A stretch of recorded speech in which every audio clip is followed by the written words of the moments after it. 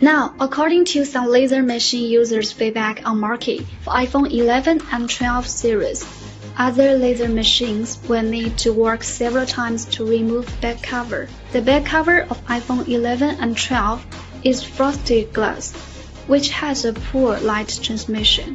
What's more, the glue of the back cover is also very difficult to remove, especially for white and golden frosted back cover. So, we have updated all our laser machines here. We doubled our laser machine power. Now, let's see how long it will take to remove the white frosted back cover.